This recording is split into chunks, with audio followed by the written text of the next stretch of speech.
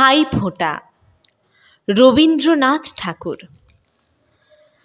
শ্রাবণ মাসটা আজ যেন এক রাত্রে একেবারে দেউলে হইয়া গেছে। সমস্ত আকাশে কোথাও একটা ছেঁড়া মেঘের টুকরাও নাই।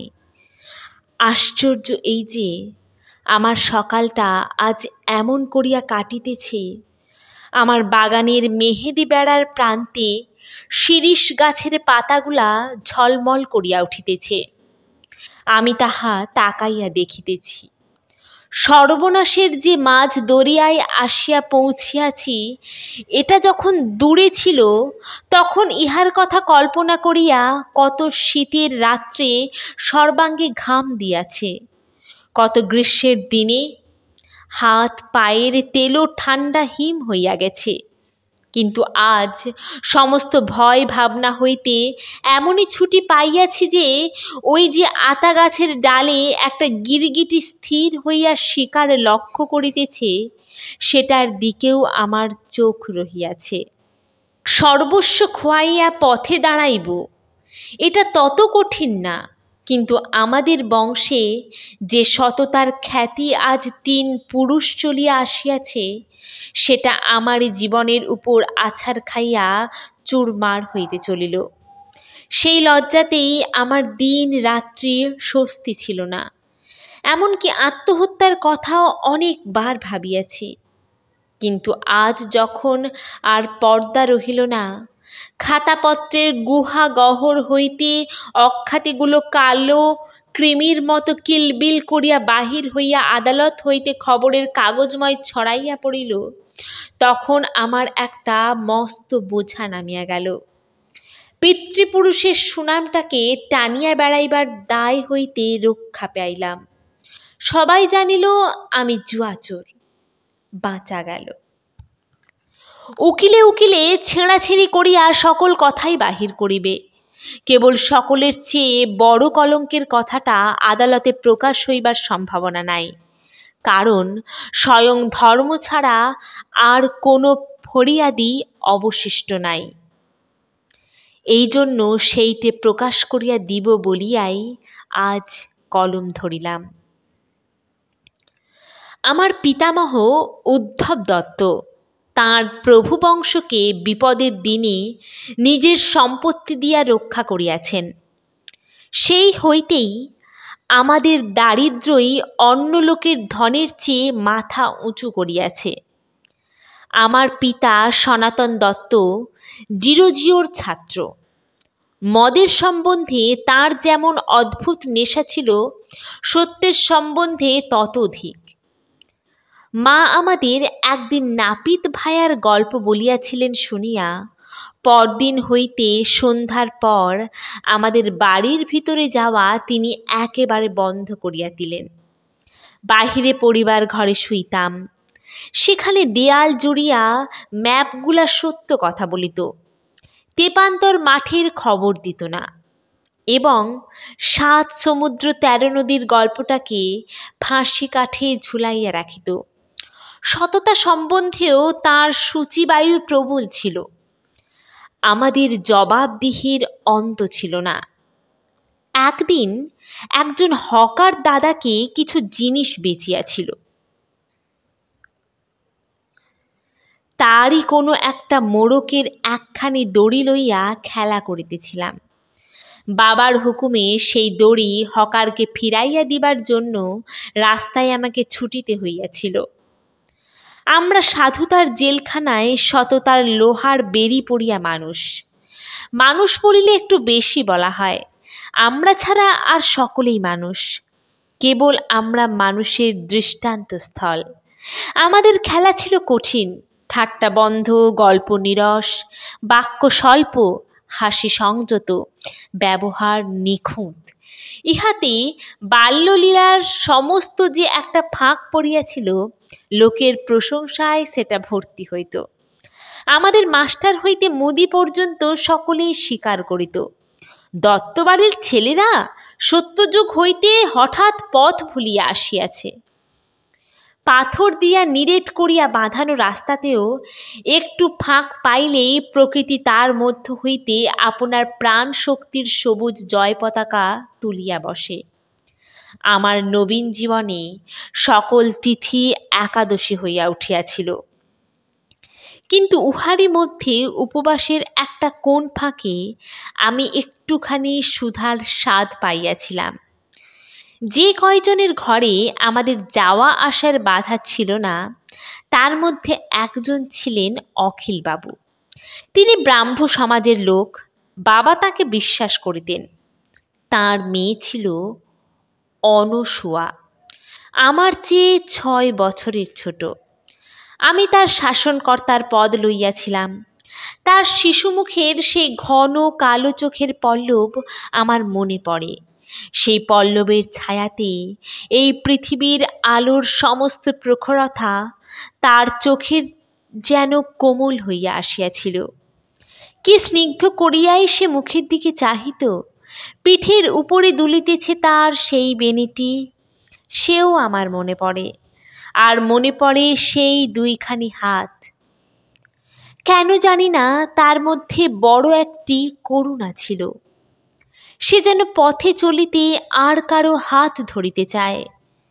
তাই সেই কচি আঙুলগুলি যেন সম্পূর্ণ বিশ্বাস করিয়া কার মুঠার মধ্যে ধরা দিবার জন্য পথ চাহিয়া আছে। ঠিক সেদিন এমন করিয়া তাকে দেখিতে পাইয়াছিলাম।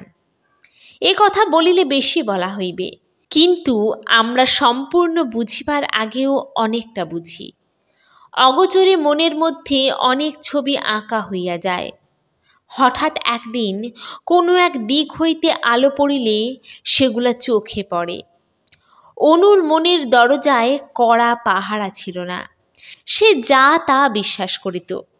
একে তো সে তার বুড়ি দাসীর কাছ হইতে বিশ্বতত্ত্ব সম্বন্ধে যে সমস্ত শিক্ষা লাভ করিয়াছিল, তা আমার সেই ম্যাপ টাঙ্গানো পরিবার ঘরের জ্ঞান ভাণ্ডারের আবর্জনার মধ্যেও ঠাঁই পাইবার যোগ্য নয়। তারপরে সে আবার নিজের কল্পনার যোগেও কত কি যে সৃষ্টি করিত তার ঠিকানা নাই। এইখানে কেবলই তাকে আমার শাসন করতে হইত। কেবলই বলিতে হইত, অনু, এ সমস্ত মিথ্যা কথা, তা জানো, ইহাতে পাপ হয়। শুনিয়া অনুর 2 চোখে কালো পল্লবের ছায়ার উপরে আবার একটা ভয়ের ছায়া পড়িত। অনু যখন তার ছোট বোনের কান্না থামাইবার জন্য কত কি বাজে কথা বলিত, তাকে ভুলাইয়া দুধ খাওয়াইবার সময় যেখানে পাখি নাই সেখানেও পাখি আছে বলিয়া উচ্চস্বরে উড়ো খবর দিবার চেষ্টা করিত, আমি তাকে ভয়ঙ্কর গম্ভীর হইয়া সাবধান করিয়া দিয়াছি। বলিয়াছি, উহাকে যে মিথ্যা বলিতেছ, পরমেশ্বর সমস্ত শুনিতেছেন। এখনই তার কাছে তোমার মাপ চাওয়া উচিত। এমনি করিয়া আমি তাকে যত শাসন করিয়াছি, সে আমার শাসন মানিয়াছে। সে নিজেকে যতই অপরাধী মনে করিত, আমি ততই খুশি হইতাম। কড়া শাসনে মানুষের ভালো করিবার সুযোগ পাইলে নিজে যে অনেক শাসনে ভালো হইয়াছি, সেটার একটা দাম ফিরিয়া পাওয়া যায়। অনুও আমাকে নিজের এবং পৃথিবীর অধিকাংশের তুলনায় অদ্ভুত ভালো বলিয়া জানিত। ক্রমে বয়স বাড়িয়াছে। স্কুল হইতে কলেজে গিয়াছি। অখিলবাবুর স্ত্রীর মনে মনে ইচ্ছা ছিল আমার মা তো ভালো ছেলের সঙ্গে অনুর বিবাহ দেন। আমারও মনে এটা ছিল। কোনো কন্যার পিতার চোখ এড়াইবার মতো ছেলে আমি নই। কিন্তু একদিন শুনিলাম BL পাশ করা একটি টাটকা মুন্সেফের সঙ্গে অনুর সম্বন্ধ পাকা হইয়াছে। আমরা গরিব, আমি তো জানিতাম। সেটাতেই আমাদের দাম বাড়িয়াছে। কিন্তু কন্যার পিতার হিসাবের প্রণালী স্বতন্ত্র। বিসর্জনের প্রতিমা ডুবিল। একেবারে জীবনের কোন আড়ালে সে পড়িয়া গেল। শিশুকাল হইতে যে আমার সকলের চেয়ে পরিচিত, সে একদিনের মধ্যেই এই 1000 লক্ষ অপরিচিত মানুষের সমুদ্রের মধ্যে তলাইয়া গেল। সেদিন মনে যে কি বাজিল তাহা মনই জানে। কিন্তু বিসর্জনের পরেও কি চিনিয়াছিলাম সে আমার দেবীর প্রতিমা? তা নয়। অভিমান সেদিন ঘা খাইয়া আরো ঢেউ খেলাইয়া উঠিয়াছিল। অনুকে তো চিরকাল ছোট করিয়াই দেখিয়া আসিয়াছি, সেদিন আমার যোগ্যতার তুলনায় তাকে আরো ছোট করিয়া দেখিলাম। আমার শ্রেষ্ঠতার যে পূজা হইল না, সেদিন এইটেই সংসারের সকলের চেয়ে বড় অকল্যাণ বলিয়া জানিয়াছি। যাক, এটা বোঝা গেল সংসারে শুধু সৎ হইয়া কোনো লাভ নাই। পণ করিলাম এমন টাকা করিব যে একদিন অখিলবাবুকে বলিতে হইবে, বড় ঠকান ঠকিয়াছি। খুব কষিয়া কাজের লোক হইবার জোগাড় করিলাম। কাজের লোক হইবার সবচেয়ে বড় সরঞ্জাম নিজের পরে অগাধ বিশ্বাস। সে পক্ষে আমার কোনোদিন কোনো কমতি ছিল না। এই জিনিসটা ছোঁয়াচে। যে নিজেকে বিশ্বাস করে অধিকাংশ লোকেই তাকে বিশ্বাস করে। কেজো বুদ্ধিটা যে আমার স্বাভাবিক এবং অসাধারণ সেটা সকলেই মানিয়া লইতে লাগিল। কেজো সাহিত্যের বই এবং কাগজে আমার সেলফ এবং টেবিল ভরিয়া উঠিল। বাড়ি মেরামত, ইলেকট্রিক আলো ও পাখার কৌশল, কোন জিনিসের কত দর, বাজার দর ওঠা পড়ার গুড়তত্ত্ব, এক্সচেঞ্জের রহস্য, প্ল্যান, এস্টিমেট প্রভৃতি বিদ্যায় আসর জমাইবার মতো ওস্তাদি আমি একরকম মারিয়া লইয়াছিলাম। কিন্তু অহরহ কাজের কথা বলি, অথচ কিছুতে কোনো কাজেই নামি না। এমনভাবে অনেক দিন কাটিল। আমার ভক্তরা যখনই আমাকে কোনো একটা স্বদেশী কোম্পানিতে যোগ দিবার প্রস্তাব করিত, আমি বুঝাইয়া দিতাম যতগুলা কারবার চলিতেছে কোনোটার কাজের ধারা বিশুদ্ধ নহে, সকলেরই মধ্যে গলদ বিস্তর। তাছাড়া সততা বাঁচাইয়া চলিতে হইলে ওদের কাছে ঘেঁষিবার জো নাই। সততার লাগামে একটু আধটু ঢিল না দিলে ব্যবসা চলে না। এমন কথা আমার কোনো বন্ধু বলাতে তার সঙ্গে আমার ছাড়াছাড়ি হইয়া গেছে।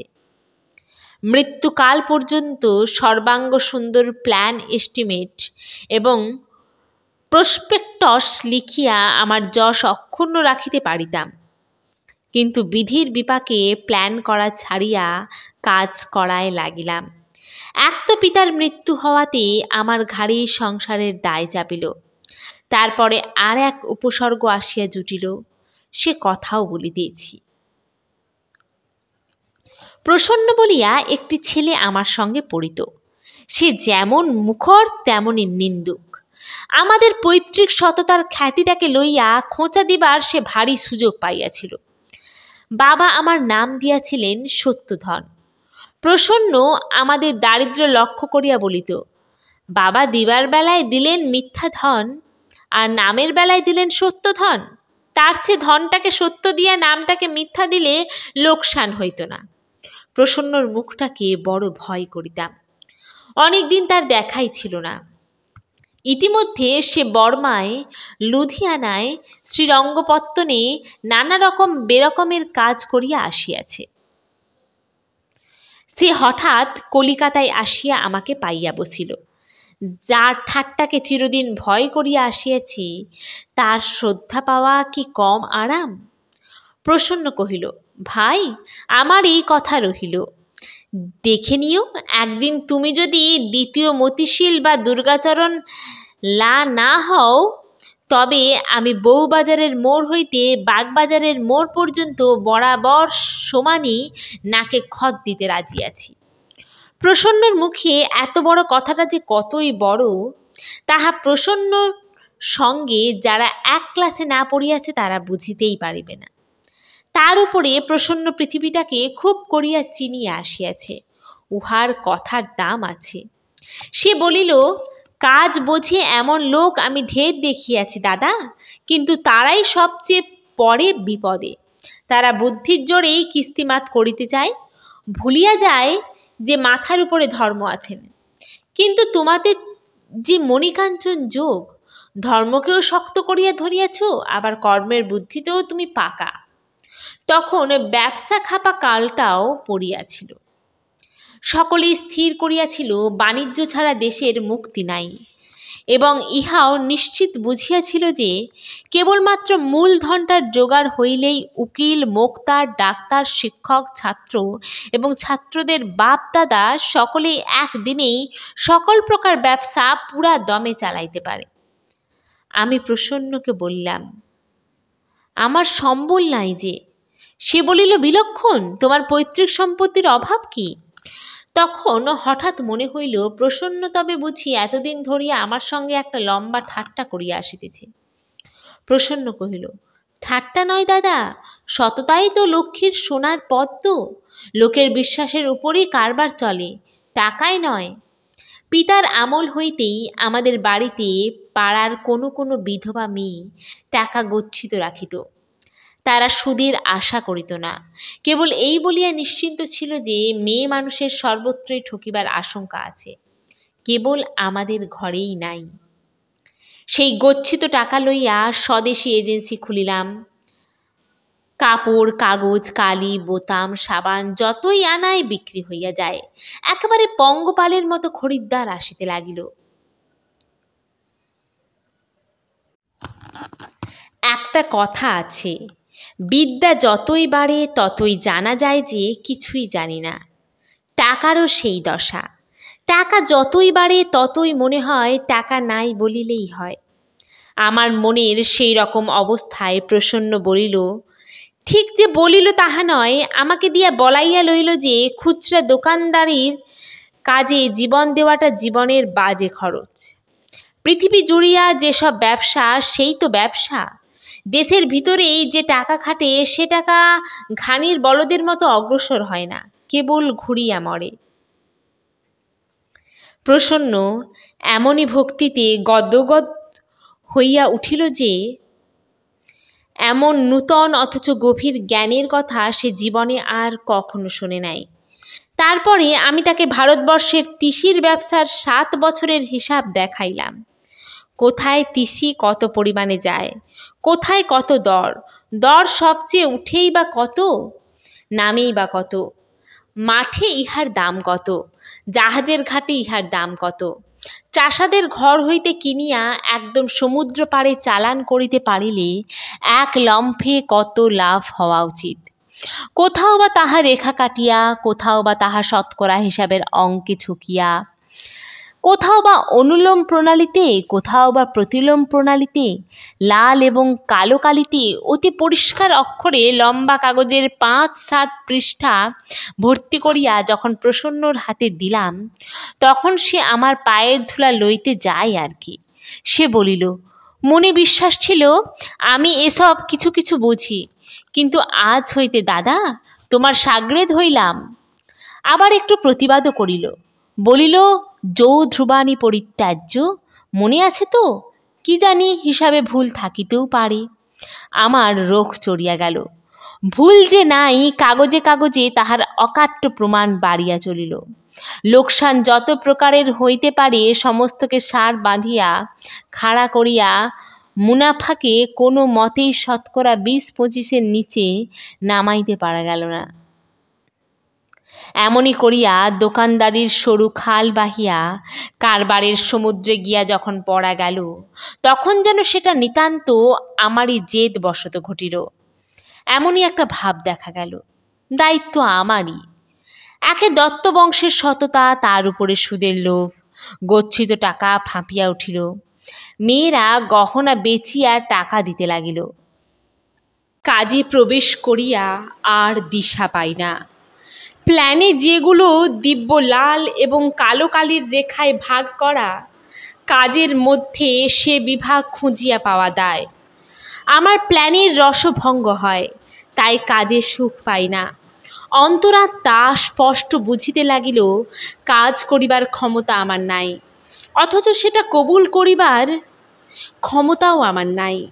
কাজটা স্বভাবত প্রসন্নর হাতেই পড়িল, অথচ আমি যে কারবারের হর্তা কর্তা বিধাতা, এছাড়া প্রসন্নর মুখে আর কথাই নাই। তার মতলব এবং আমার স্বাক্ষর, তার দক্ষতা এবং আমার পৈতৃক খ্যাতি, এই দুইয়ে মিলিয়া ব্যবসাটা 4 পা তুলিয়া যে কোন পথে ছুটিতেছে ঠাহর করিতেই পারিলাম না। দেখিতে দেখিতে এমন জায়গায় আসিয়া পড়িলাম, সেখানে তলও পাই না, কুলও দেখি না। তখন হাল ছাড়িয়া দিয়া যদি সত্য খবরটা ফাঁস করি তবে সততা রক্ষা হয়, কিন্তু সততার খ্যাতি রক্ষা হয় না। গচ্ছিত টাকার সুদ যোগাইতে লাগিলাম, কিন্তু সেটা মুনাফা হইতে নয়। কাজেই সুদের হার বাড়াইয়া গচ্ছিতের পরিমাণ বাড়াইতে থাকিলাম। আমার বিবাহ অনেক দিন হইয়াছে। আমি জানিতাম ঘরকন্যা ছাড়া আমার স্ত্রীর আর কোনো কিছুতেই খেয়াল নাই। হঠাৎ দেখি অগস্ত্যের মতো এক গণ্ডূষে টাকার সমুদ্র শুষিয়া লইবার লোভ তারও আছে। আমি জানি না কখন আমারই মনের মধ্য হইতে এই হাওয়াটা আমাদের সমস্ত পরিবারে বহিতে আরম্ভ করিয়াছে। আমাদের চাকর দাসী দরোয়ান পর্যন্ত আমাদের টাকা ফেলিতেছে। আমার স্ত্রীও আমাকে ধরিয়া পড়িল। সে কিছু কিছু গহনা বেচিয়া আমার কারবারে টাকা খাটাইবে। আমি ভর্ৎসনা করিলাম, উপদেশ দিলাম, বলিলাম লোভের মতো রিপু নাই। স্ত্রীর টাকা লই নাই, আরও একজনের টাকা আমি লইতে পারি নাই। অনু একটি ছেলে লইয়া বিধবা হইয়াছে। যেমন কৃপণ তেমনি ধনী বলিয়া তার স্বামীর খ্যাতি ছিল। কেহ বলিত 1.5 লক্ষ টাকা তার জমা আছে, কেহ বলিত আরও অনেক বেশি। লোকে বলিত কৃপণতায় অনু তার স্বামীর সহধর্মিণী। আমি ভাবিতাম তা হবেই তো, অনু তো তেমন শিক্ষা এবং সঙ্গ পায় নাই। এই টাকা কিছু খাটাইয়া দিবার জন্য সে আমাকে অনুরোধ করিয়া পাঠাইয়াছিল। লোভ হইল, দরকারও খুব ছিল, কিন্তু ভয়ে তার সঙ্গে দেখা পর্যন্ত করিতে গেলাম না। একবার যখন একটা বড় হুন্ডির মেয়াদ আসন্ন এমন সময় প্রসন্ন আসিয়া বলিল, অখিলবাবুর মেয়ের টাকাটা এবার না লইলে নয়। আমি বলিলাম, যেরকম দশা শীত কাটাও আমার দ্বারা সম্ভব, কিন্তু এ টাকাটা লইতে পারিব না। প্রসন্ন কহিল, যখন হইতে তোমার ভরসা গেছে তখন হইতেই কারবারে লোকসান চলিতেছে। কপাল ঠুকিয়া লাগিলেই কপালের জোরও বাড়ে। কিছুতেই রাজি হইলাম না। পরদিন প্রসন্ন আসিয়া কহিল, দক্ষিণ হইতে এক বিখ্যাত মারাঠি গণৎকার আসিয়াছে, তাহার কাছে কুষ্ঠি লইয়া চলো। সনাতন দত্ত বংশে কুষ্ঠি মিলিয়াইয়া ভাগ্য পরীক্ষা। দুর্বলতার দিনে মানব প্রকৃতির ভিতরকার সাবেক কেলে বর্বরটা বল পাইয়া ওঠে। যাহা দৃষ্ট তাহা যখন ভয়ঙ্কর, তখন যাহা অদৃষ্ট তাহাকে বুকে চাপিয়া ধরিতে ইচ্ছা করে। বুদ্ধিকে বিশ্বাস করিয়া কোনো আরাম পাইতেছিলাম না, তাই নির্বুদ্ধিতার শরণ লইলাম। জন্মক্ষণ ও সন তারিখ লইয়া গণাইতে গেলাম। শুনিলাম আমি সর্বনাশের শেষ কিনারায় আসিয়া দাঁড়াইয়াছি, কিন্তু এইবার বৃহস্পতি অনুকূল। এখন তিনি আমাকে কোনো একটি স্ত্রীলোকের ধনের সাহায্যে উদ্ধার করিয়া অতুল ঐশ্বর্য মিলাইয়া দিবেন। ইহার মধ্যে প্রসন্নের হাত আছে এমন সন্দেহ করিতে পারিতাম, কিন্তু সন্দেহ করিতে কোনো মতেই ইচ্ছা হইল না। বাড়ি ফিরিয়া আসিলে প্রসন্ন আমার হাতে একখানা বই দিয়া বলিল, খোলো দেখি। খুলিতেই যে পাতা বাহির হইল তাহাতে ইংরাজিতে লেখা বাণিজ্যে আশ্চর্য সফলতা। সেই দিনই অনুকে দেখিতে গেলাম।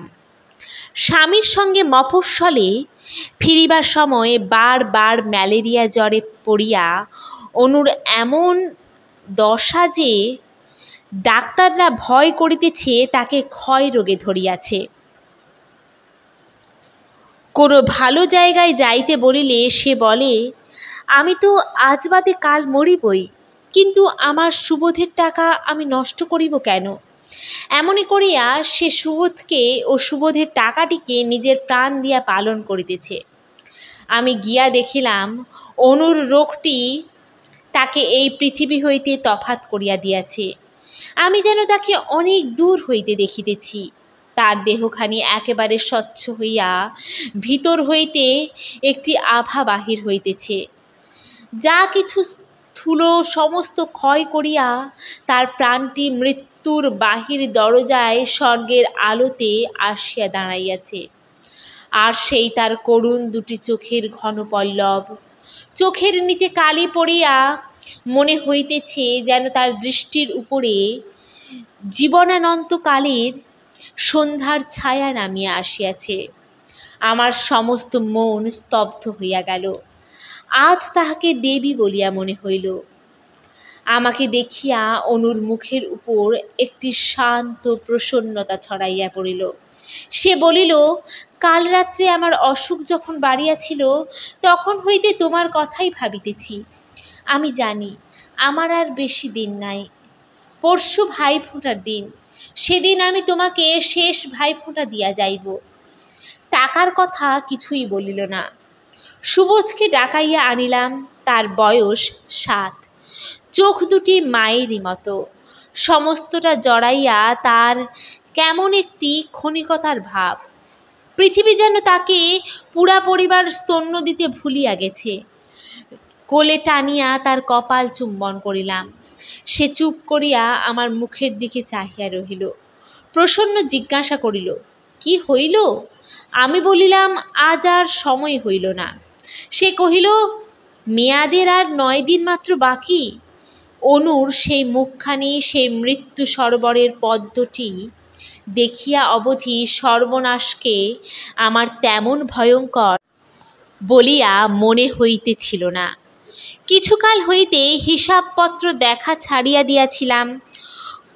কুল দেখা যাইত না বলিয়া ভয়ে চোখ বুজিয়া থাকিতাম।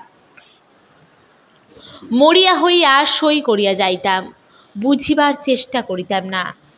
ভাইফোঁটার সকালবেলা একখানা হিসাবের চুম্বক ফর্দ লইয়া জোর করিয়া প্রসন্ন আমাকে কারবারের বর্তমান অবস্থাটা বুঝাইয়া দিল। দেখলাম মূলধনের সমস্ত তলা একেবারে খইয়া গেছে। এখন কেবলই ধারের টাকায় জল সেচিয়া না চলিলে নৌকা ডুবি হইবে। কৌশলে টাকার কথাটা পারিবার উপায় ভাবিতে ভাবিতে ভাইফোঁটার নিমন্ত্রণে চলিলাম। দিনটা ছিল বৃহস্পতিবার। এখন হতবুদ্ধির তাড়ায় বৃহস্পতিবারকেও ভয় না করিয়া পারি না। যে মানুষ হতভাগা, নিজের বুদ্ধি ছাড়া আর কিছুকেই না মানিতে তার ভরসা হয় না, যাবার বেলায় মনটা বড় খারাপ হইল। অনুর জ্বর বাড়িয়াছে। দেখিলাম সে বিছানায় শুইয়া নিচে মেঝের উপর চুপ করিয়া বসিয়া সুবোধ ইংরাজি ছবির কাগজ হইতে ছবি কাটিয়া আটা দিয়া একটা খাতায় আঁটিতেছিল। বারবেলা বাঁচাইবার জন্য সময়ের অনেক আগে আসিয়াছিলাম। কথা ছিল আমার স্ত্রীকেও সঙ্গে আনিব, কিন্তু অনুর সম্বন্ধে আমার স্ত্রীর মনের কোণে বোধ করি একটুখানি ঈর্ষা ছিল। আমিও পীড়াপিড়ি করিলাম না। অনু জিজ্ঞাসা করিল, বৌদিদি এলেন না? আমি বলিলাম, শরীর ভালো নাই। অনু একটু নিঃশ্বাস ফেলিল, আর কিছু বলিল না। আমার মধ্যে একদিন যেটুকু মাধুর্য দেখা দিয়াছিল, সেইটিকে আপনার সোনার আলোয় গলাইয়া শরতের আকাশ সেই রোগীর বিছানার উপর বিছাইয়াছিল। কত কথা আজ উঠিয়া পড়িল। সেই সব অনেক দিনের অতি ছোট কথা আমার আসন্ন সর্বনাশকে ছাড়াইয়া আজ কত বড় হইয়া উঠিল। কারবারের হিসাব ভুলিয়া গেলাম। ভাইফোঁটার খাওয়া খাইলাম। আমার কপালে সেই মরণের যাত্রী দীর্ঘায়ু কামনার ফোঁটা পড়াইয়া আমার পায়ের ধুলা লইল। আমি গোপনে চোখ মুছিলাম। ঘরে আসিয়া বসিলে সে একটি টিনের বাক্স আমার কাছে আনিয়া রাখিল। বলিল, সুবোধের জন্য এই যা কিছু এতদিন আগলাইয়া রাখিয়াছি তোমাকে দিলাম, আর সেই সঙ্গে সুবোধকেও তোমার হাতে দিলাম। এখন নিশ্চিন্ত হইয়া মরিতে পারিব। আমি বলিলাম, অনু, দোহাই তোমার, টাকা আমি লইব না। সুবোধের দেখাশোনার কোনো ত্রুটি হইবে না, কিন্তু টাকা আর কারো কাছে রাখিও। অনু কহিল, এই টাকা লইবার জন্য কত লোক হাত পাতিয়া বসিয়া আছে, তুমি কি তাদের হাতেই দিতে বলো? আমি চুপ করিয়া রহিলাম। অনু বলিল, একদিন আড়াল হইতে শুনিয়াছি, ডাক্তার বলিয়াছে সুবোধের যেরকম শরীরের লক্ষণ ওর বেশি দিন বাঁচার আশা নাই। শুনিয়া অবধি ভয়ে ভয়ে আছি, পাছে আমার মরিতে দেরি হয়। আজ অন্তত আশা লইয়া মরিব যে ডাক্তারের কথা ভুল হইতেও পারে। ৪৭,০০০ টাকা কোম্পানির কাগজে জমিয়াছে, আরও কিছু এদিকে ওদিকে আছে। ওই টাকা হইতে সুবোধের পথ্য ও চিকিৎসা ভালো করিয়াই চলিতে পারিবে। আর যদি ভগবান অল্প বয়সেই উহাকে টানিয়া লন, তবে এই টাকা উহার নামে একটা কোনো ভালো কাজে লাগাইও। আমি কহিলাম, অনু, আমাকে তুমি যত বিশ্বাস করো আমি নিজেকে তত বিশ্বাস করি না। শুনিয়া অনু একটু মাত্র হাসিল। আমার মুখে এমন কথা মিথ্যা বিনয়ের মতো শোনায়। বিদায়কালে অনু বাক্স খুলিয়া কোম্পানির কাগজ ও কয়েক কেতা নোট বুঝাইয়া দিল। তার উইলে দেখিলাম লেখা আছে, অপুত্রক ও নাবালক অবস্থায় সুবোধের মৃত্যু হইলে আমি সম্পত্তির উত্তরাধিকারী। আমি বলিলাম, আমার স্বার্থের সঙ্গে তোমার সম্পত্তি কেন এমন করিয়া জড়াইলে? অনু কহিল, আমি যে জানি আমার ছেলের স্বার্থে তোমার স্বার্থ কোনো দিন বাঁধিবে না। আমি কহিলাম, কোনো মানুষকেই এতটা বিশ্বাস করা কাজের দস্তুর নয়। অনু কহিল, আমি তোমাকে জানি, ধর্মকে মানে, কাজের দস্তুর বুঝিবার আমার শক্তি নাই।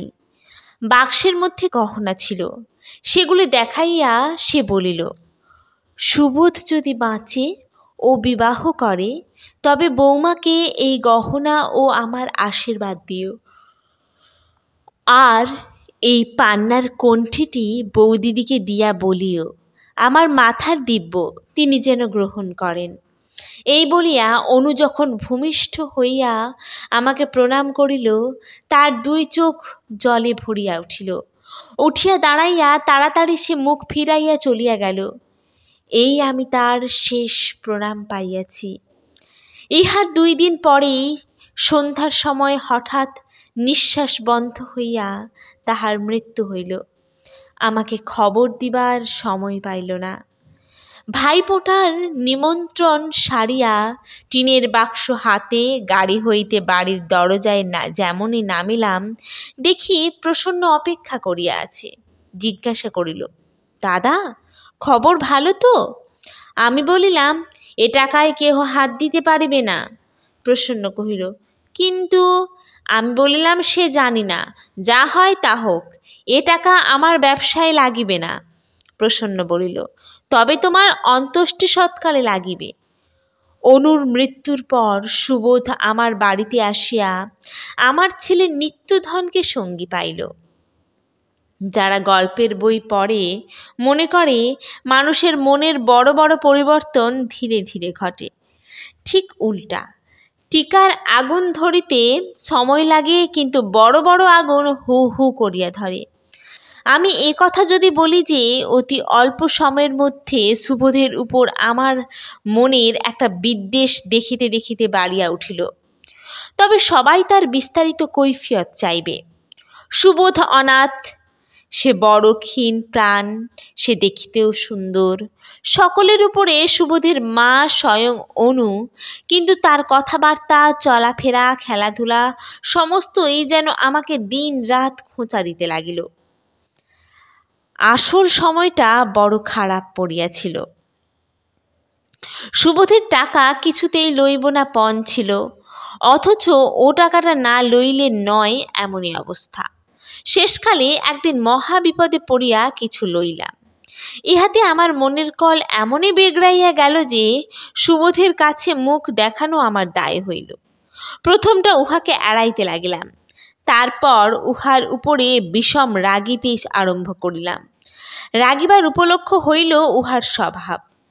আমি নিজে ব্যস্ত বাগিস, সব কাজ তড়িঘড়ি করা আমার অভ্যাস, কিন্তু সুবোধের কি এক রকমের ভাব।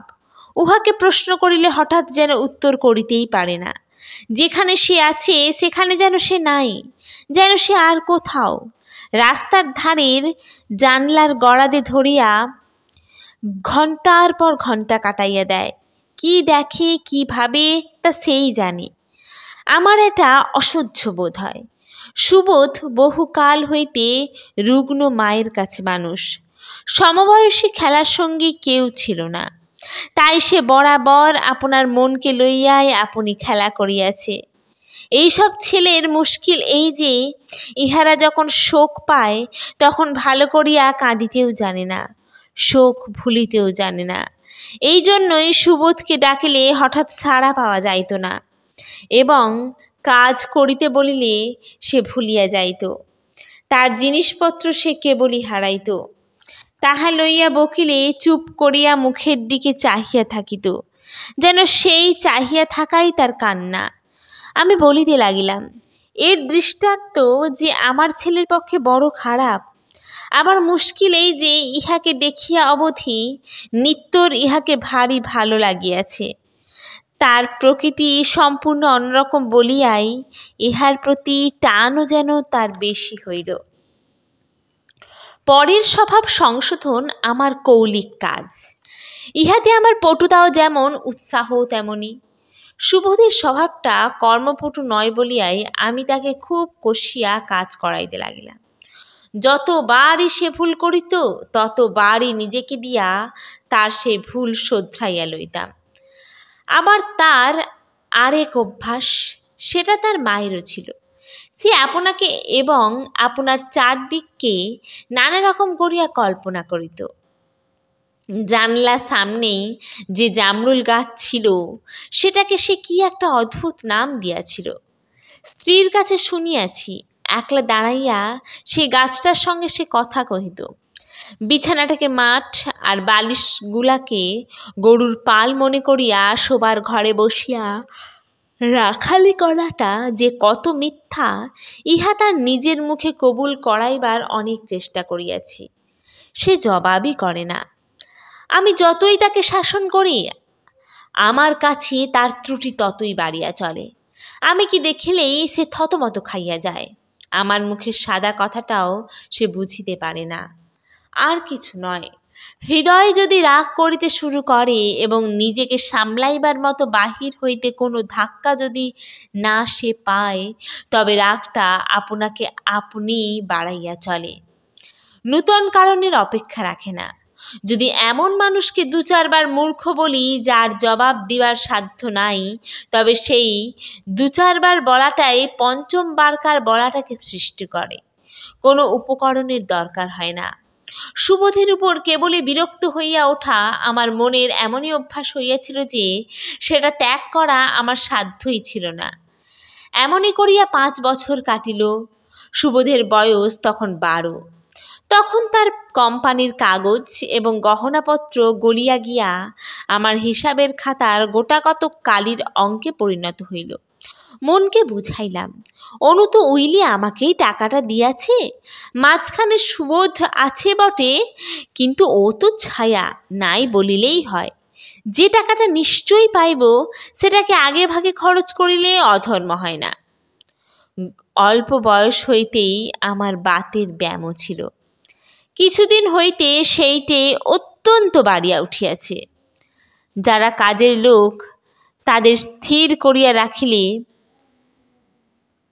তারা চারিদিকের সমস্ত লোককে অস্থির করিয়া তোলে। সে কয়দিন আমার স্ত্রী, আমার ছেলে, সুবোধ, বাড়ির চাকর বাকর কারও শান্তি ছিল না। এদিকে আমার পরিচিত যে কয়জন বিধবা আমার কাছে টাকা রাখিয়াছিল, কয়েক মাস তাদের সুদ বন্ধ। পূর্বে এমন কখনো ঘটিতে দিই নাই। এই জন্য তারা উদ্বিগ্ন হইয়া আমাকে তাগিদ করিতেছে। আমি প্রসন্নকে তাগিদ করি, সে কেবলই দিন ফিরায়। অবশেষে যেদিন নিশ্চিত দিবার কথা সেদিন সকাল হইতে পাওনাদাররা বসিয়াছে, প্রসন্ন দেখা নাই। নিত্যকে বলিলাম, সুবোধকে ডাকিয়া আনো দাও। সে বলিল, সুবোধ শুইয়া আছে। আমি মহারাগিয়া বলিলাম, শুইয়া আছে? এখন বেলা 11টা, এখন সে শুইয়া আছে? সুবোধ ভয়ে ভয়ে আসিয়া উপস্থিত হইল। আমি বলিলাম, প্রসন্নকে যেখানে পাও ডাকিয়া আনো। সর্বদা আমার ফাই ফরমাস খাটিয়া সুবোধ এ সকল কাজে পাকা হইয়াছিল। কাকে কোথায় সন্ধান করিতে হইবে সমস্তই তার জানা। বেলা 1টা হইল, 2টা হইল, 3টা হইল, সুবোধ আর ফেরে না। এদিকে যারা ধন্না দিয়া বসিয়া আছে তাদের ভাষার তাপ এবং বেগ বাড়িয়া উঠিতে লাগিল। কোনো মতেই সুবোধটার গড়িমসি চাল ঘুচাইতে পারিলাম না। যত দিন যাইতেছে ততই তার ঢিলামি আরো যেন বাড়িয়া উঠিতেছে। আজকাল সে বসিতে পারিলে উঠিতে চায় না, নড়িতে চড়িতে তার 7 দিন লাগে। এক একদিন দেখি বিকাল 5টার সময়ও সে বিছানায় গড়াইয়াতেছে। সকালে তাকে বিছানা হইতে জোর করিয়া উঠাইয়া দিতে হয়। চলিবার সময় যেন পায়ে পায়ে জড়াইয়া চলে। আমি সুবোধকে বলিতাম, জন্ম কুঁড়ে কুঁড়েমির মহোপাধ্যায়। সে লজ্জিত হইয়া চুপ করিয়া থাকিত। একদিন তাকে বলিয়াছিলাম, বল দেখি প্রশান্ত মহাসাগরের পরে কোন মহাসাগর? যখন সে জবাব দিতে পারিল না, আমি বলিলাম, সে হচ্ছে তুমি, আলস্য মহাসাগর। পারতপক্ষে সুবোধ কোনোদিন আমার কাছে কাঁদে না, কিন্তু সেদিন তার চোখ দিয়া ঝরঝর করিয়া জল পড়িতে লাগিল।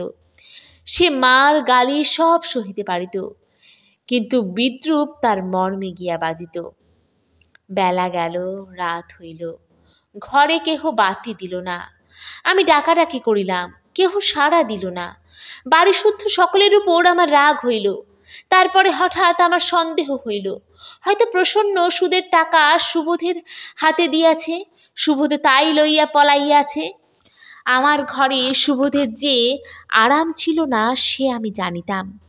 ছেলেবেলা হইতে আরাম জিনিসটাকে অন্যায় বলিয়াই জানি, বিশেষত ছোট ছেলের পক্ষে। তাই এ সম্বন্ধে আমার মনে কোনো পরিতাপ ছিল না। কিন্তু তাই বলিয়া সুবোধ যে টাকা লইয়া পালাইয়া যাইতে পারে ইহা চিন্তা করিয়া আমি তাকে কপট অকৃতজ্ঞ বলিয়া মনে মনে গালি দিতে লাগিলাম। এই বয়সেই চুরি আরম্ভ করিল। ইহার গতি কি হইবে? আমার কাছে থাকিয়া আমাদের বাড়িতে বাস করিয়াও ইহার এমন শিক্ষা হইল কি করিয়া? সুবোধ সে টাকা চুরি করিয়া পালাইয়াছে এ সম্বন্ধে আমার মনে কোনো সন্দেহ রহিল না। ইচ্ছা হইল পশ্চাতে ছুটিয়া তাকে যেখানে পাই ধরিয়া আনি এবং আপাদমস্তক একবার কষিয়া প্রহার করি। এমন সময়ে আমার অন্ধকার ঘরে সুবোধ আসিয়া প্রবেশ করিল। তখন আমার এমন রাগ হইয়াছে যে চেষ্টা করিয়াও আমার কণ্ঠ দিয়া কথা বাহির হইল না। সুবোধ বলিল, টাকা পাই নাই। আমি তো সুবোধকে টাকা আনিতে বলি নাই, তবে সে কেন বলিল টাকা পাই নাই? নিশ্চয়ই টাকা পাইয়া চুরি করিয়াছে, কোথাও লুকাইয়াছে। এই সমস্ত ভালো মানুষ ছেলেরাই মিটমিটে শয়তান। আমি বহু কষ্টে কণ্ঠ পরিষ্কার করিয়া বলিলাম, টাকা বাহির করিয়া দে। সেও উদ্ধত হইয়া বলিল, না, দিব না, তুমি কি করিতে পারো করো। আমি আর কিছুতেই আপনাকে সামলাইতে পারিলাম না। হাতের কাছে লাঠি ছিল, সজোরে তার মাথা লক্ষ্য করিয়া মারিলাম। সে আছাড় খাইয়া পড়িয়া গেল। তখন আমার ভয় হইল, নাম ধরিয়া ডাকিলাম, সে সাড়া দিল না। কাছে গিয়া যে দেখিব, আমার সে শক্তি রহিল না। কোনো মতেই উঠিতে পারিলাম না। হাতড়াইতে গিয়া দেখি জামিজ ভিজিয়া গেছে। এই যে রক্ত! ক্রমে রক্ত ব্যাপ্ত হইতে লাগিল। ক্রমে আমি যেখানে ছিলাম তার চারিদিক রক্তে ভিজিয়া উঠিল। আমার খোলা জানলার বাহির হইতে সন্ধ্যা তারা দেখা যাইতেছিল। আমি তাড়াতাড়ি চোখ ফিরাইয়া লইলাম। আমার হঠাৎ কেমন মনে হইল, সন্ধ্যা তারাটি ভাই ফোঁটার সেই চন্দনের ফোঁটা। সুবোধের উপর আমার এতদিনকার যে অন্যায় বিদ্বেষ ছিল সে কোথায় এক মুহূর্তে ছিন্ন হইয়া গেল। সে যে অনুর হৃদয়ের ধন, মায়ের কোল হইতে ভ্রষ্ট হইয়া সে যে আমার হৃদয়ে পথ খুঁজিতে আসিয়াছিল। আমি এ কি করিলাম, এ কি করিলাম? ভগবান আমাকে এ কি বুদ্ধি দিলে? আমার টাকার কি দরকার ছিল? আমার সমস্ত কারবার ভাসাইয়া দিয়া সংসারে কেবল এই রুগ্ন বালকটির কাছে যদি ধর্ম রাখিতাম, তাহা হইলে যে আমি রক্ষা পাইতাম। ক্রমে ভয় হইতে লাগিল, পাছে কেহ আসিয়া পড়ে, পাছে ধরা পড়ি। প্রাণপণে ইচ্ছা করিতে লাগিলাম কেহ যেন না আসে, আলো যেন না আনে, এই অন্ধকার যেন মুহূর্তের জন্য না ঘোচে, যেন কাল সূর্য না ওঠে, যেন বিশ্ব সংসার একেবারে সম্পূর্ণ মিথ্যা হইয়া এমনিতর নিবিড় কালো হইয়া আমাকে আর এই ছেলেটিকে চিরদিন ঢাকিয়া রাখে। পায়ের শব্দ শুনিলাম। মনে হইল কেমন করিয়া পুলিশ খবর পাইয়াছে, কি মিথ্যা কৈফিয়ত দিবেও তাড়াতাড়ি সেইটে ভাবিয়া লইতে চেষ্টা করিলাম, কিন্তু মন একেবারেই ভাবিতে পারিল না। ধরাস করিয়া দরজাটা পড়িল, ঘরে গিয়ে প্রবেশ করিল। আমি আপাদমস্তক চমকিয়া উঠিলাম, দেখিলাম তখনও রৌদ্র আছে, ঘুমাইয়া পড়িয়াছিলাম। সুবোধ ঘরে ঢুকিতেই আমার ঘুম ভাঙিয়াছে। সুবোধ হাটখোলা, বড় বাজার, বেলঘাটা প্রভৃতি যেখানে সেখানে প্রসন্নর দেখা পাইবার সম্ভাবনা ছিল, সমস্ত দিন ধরিয়া সব জায়গায় খুঁজিয়াছে। যে করিয়াই হোক তাহাকে যে আনিতে পারে নাই, এই অপরাধের ভয়ে তার মুখ ম্লান হইয়া গিয়াছিল। এতদিন পরে দেখিলাম কি সুন্দর তার মুখখানি, কি করুণায় ভরা তার দুইটি চোখ। আমি বলিলাম, আয় বাবা সুবোধ, আয় আমার কোলে আয়। সে আমার কথা বুঝিতেই পারিল না, ভাবিল আমি বিদ্রূপ করিতেছি। ফ্যাল ফ্যাল করিয়া আমার মুখের দিকে তাকাইয়া রহিল এবং খানিকক্ষণ দাঁড়াইয়াই মূর্ছিত হইয়া পড়িয়া গেল। মুহূর্তে আমার বাতের পঙ্গুতা কোথায় চলিয়া গেল। আমি ছুটিয়া গিয়া কোলে করিয়া তাহাকে বিছানায় আনিয়া ফেলিলাম। কুঁজায় জল ছিল, তার মুখে মাথায় ছিটা দিয়া কিছুতেই তার চৈতন্য হইল না। ডাক্তার ডাকিতে পাঠাইলাম। ডাক্তার আসিয়া তার অবস্থা দেখিয়া বিস্মিত হইলেন। বলিলেন, এ যে একেবারে ক্লান্তির চরম সীমায় আসিয়াছে, কি করিয়া এমন হওয়া সম্ভব হইল? আমি বলিলাম, আজ কোনো কারণে সমস্ত দিন উহাকে পরিশ্রম করিতে হইয়াছে। তিনি বলিলেন, এ তো একদিনের কাজ নয়, বোধ হয় দীর্ঘকাল ধরিয়া ইহার ক্ষয় চলিতেছিল, কেহ লক্ষ্য করে নাই। উত্তেজক ঔষধ ও পথ্য দিয়া ডাক্তার তার চৈতন্য সাধন করিয়া চলিয়া গেলেন। বলিলেন, বহু যত্নে যদি দৈবাৎ বাঁচিয়া যায় তো বাঁচিবে, কিন্তু ইহার শরীরে প্রাণশক্তি নিঃশেষ হইয়া গেছে। বোধ করি শেষ কয়দিন এ ছেলে কেবলমাত্র মনের জোরে চলাফেরা করিয়াছে। আমি আমার রোগ ভুলিয়া গেলাম। সুবোধকে আমার বিছানায় শোয়াইয়া দিন রাত তাঁর সেবা করিতে লাগলাম। ডাক্তারের যে ফি দিব এমন টাকা আমার ঘরে নাই। স্ত্রীর গহনার বাক্স খুলিলাম, সেই পান্নার কণ্ঠিটি তুলিয়া লইয়া স্ত্রীকে দিয়া বলিলাম, এইটি তুমি রাখো।